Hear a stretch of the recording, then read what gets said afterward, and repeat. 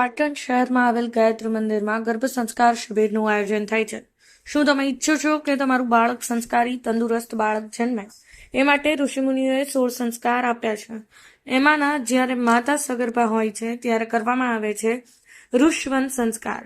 તમે રોગો સામે રક્ષણ મેળવવા વેક્સિન લો છો, તો આવા આસુરી વિચારોથી રક્ષણ મેળવવા આવી આધ્યાત્મિક વ્યક્તિની જરૂર છે, કેમ કે વિજ્ઞાનને સિદ્ધ કર્યું છે કે 80% બાળકોને સામાજિક, આધ્યાત્મિક, ભૌતિક વિકાસ માતાના ગર્ભમાંથી લઈને આવે છે। તો આપણા ગામમાં અમે ગર્ભવતી બહેનોના સંસ્કાર કરવા ગાયત્રી પરિવારની બહેનો આવશે। તમારા ગામમાં સાથ અને સહકાર હોય તો સંસ્કાર કરાવી ઉત્તમ બાળક તૈયાર થશે। એ આપણા પરિવાર, સમાજ, રાષ્ટ્ર માટે ઉપયોગી બનશે। આજની આ સમસ્યાઓનો અંત આવશે। આપણે ઘણા ઉદાહરણ જોયા છે, જ્યારે કે અભિમન્યુ, શિવાજી, સ્વામી વિવેકાનંદ, ભક્ત પ્રહલાદ, રાક્ષસ કુળમાં ભક્ત પ્રહલાદને જન્મ થાય છે, તો તે ગર્ભ સંસ્કારનું પરિણામ છે। રામાયણમાં પણ દશરથ રાજાએ વાત કરી છે કે યજ્ઞની ખીર 3 રાણીઓ ખાય છે। આપણને ખબર છે કે એમને ત્યાં 4 દિવ્ય બાળકોનો જન્મ થાય છે।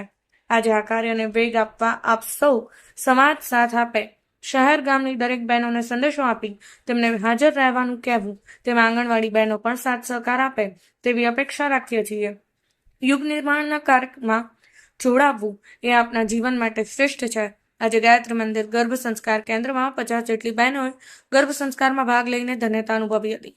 બીજા પણ 12 સંસ્કારનું સિંચન કરવામાં આવે છે। શુક્ર અને શનિ 4 થી 5:30 ઓનલાઈન ગર્ભ સંસ્કાર માહિતી આપવામાં આવે છે। ગર્ભ સંસ્કાર પરીક્ષણ કેન્દ્રના મુખ્ય સંગીતાબેન પટેલ દ્વારા સમગ્ર બહેનોને મંત્રોચ્ચાર કરી યજ્ઞમાં બેસાડી ભક્તિમય વાતાવરણમાં ગર્ભ સંસ્કાર આપવામાં આવે છે। જ્યારે કેન્દ્રમાં ભાગ લેનાર સ્મિતાબેન પટેલ દ્વારા માહિતી આપવામાં આવી હતી, જ્યારે ચૌધરી પ્રિયંકાબેન દ્વારા પણ સુંદર માહિતી આપવામાં આવી હતી।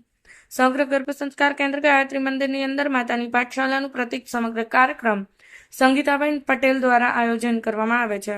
જ્યારે આજના યુગમાં બીજા બધા પિક્ચર યા મેગેઝિન જોવા એના કરતાં આધ્યાત્મિક પુસ્તક યા સંસ્કૃતના શ્લોકોનું ને સંગીતનું ધ્યાન ધરીને આપણા બાળકને આપણે સંસ્કારી માતાના ગર્ભમાં જ બનાવી શકીએ છીએ। એટલે જ ગર્ભ સંસ્કાર એ જ ઉત્તમ સંસ્કાર કહેવાય છે। Special story Rajubhai D Patel, Patan news 24। આજે પાટણ ગાયત્રી મંદિરે જે યજ્ઞ યોજાણો એમાં આપ શું કહેવા માંગો છો? આજે ગાયત્રી મંદિરમાં પવિત્ર ચૈત્ર માસમાં ચૈત્રી નવરાત્રીની પૂર્ણાહુતિ નિમિત્તે સામૂહિક ગર્ભોત્સવ સંસ્કારનું આયોજન કર્યું હતું। એક આધ્યાત્મિક વેક્સિન છે, જેના દ્વારા બાળકમાં સામાજિક, નૈતિક અને ભાવનાત્મક સંસ્કારોનું સિંચન થાય છે। આવા ગાયત્રી મંદિરમાં અત્યારે હાલ શેની જરૂર છે તો કહેવાય છે કે શ્રેષ્ઠ બાળકોને જે માતાના ગર્ભમાં 80% ડેવલપ થાય છે। માતા જે વાંચન કરે છે, ચિંતન કરે છે, જે ક્રિએટિવિટી કરે છે, એના ઘર પરિવારનું જે વાતાવરણ છે, નવમૂલા જે કરે છે, એ દરેક વસ્તુ બાળક ઉપર અસર થાય છે। વિજ્ઞાન સિદ્ધ કર્યું છે કે સુધારો બીજમાં થાય છે, વૃક્ષમાં નહીં। તો એ માટે ગાયત્રી મંદિરમાં દર રવિવારે ઘર સંસ્કાર સામૂહિક પણ થાય છે અને દર ગુરુવારે સાંજે 4:15 થી 6:30 વાગે અહીંયા ઘર સંસ્કાર શિબિર પણ હોય છે। એમાં ઘણી પ્રેગ્નેન્ટ બહેનો પણ જોડાય છે અને શુક્ર શનિ ઓનલાઈન શિબિર પણ હોય છે। એક શબ્દ એ છે કે આજના યુગમાં એક શ્રેષ્ઠ બાળકની જરૂર છે। એ શ્રેષ્ઠ બાળક શું આવી શકે જો આવી સગર્ભા માતાઓ જાગૃત થાય।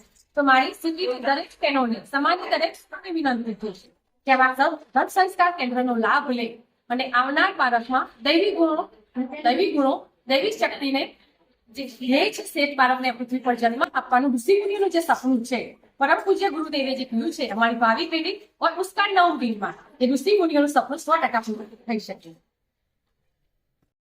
આજે ગર્ભ સંસ્કાર શિબિર યોજાણી છે ગાયત્રી મંદિરમાં, આપ શું કહેવા માંગો છો? આપ નામ શું છે?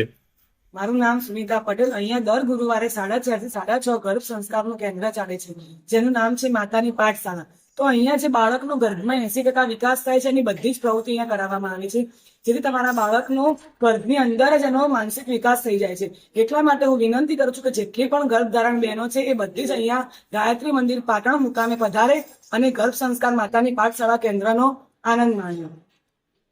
આપને લાભ લીધો છે તો આપ કેવું ફીલ કરો છો? અહીંયા આવ્યા પછી મને એટલી માનસિક શાંતિ મળી છે કે હું ઘરે જઈને પણ સારું કાર્ય કરી શકું છું। ઓકે, આપનું નામ શું છે અને આપને આ જે ગર્ભ સંસ્કાર કેન્દ્રની અંદર ભાગ લઈ લીધેલો છે તો આપના બાળક ઉપર શું અસર છે, આપ શું કહેવા માંગો છો? મારું નામ ચૌધરી પ્રિયંકાબેન છે અને હું ગઈ સાલ ચૈત્રી નવરાત્રી વખતે ગર્ભ સંસ્કાર સામૂહિક યજ્ઞમાં જોડાયેલી હતી. તેના દ્વારા મારા બાળક ઉપર મને બહુ જ સારો પ્રભાવ દેખાય છે. મારે 2 બાળકો છે તો એમાં બીજી વખત આ હું નહોતી જાણતી, પરંતુ બીજી વાર ગર્ભ ધારણ કરવી એ વખતે આ બાબા ઉપર મને ખૂબ જ સારી અસર દેખાય છે. એ અત્યારથી જ કોઈ પણ વાતચીત કરીએ તો હાવભાવ આપે છે અને ખૂબ જ આધ્યાત્મિક છે.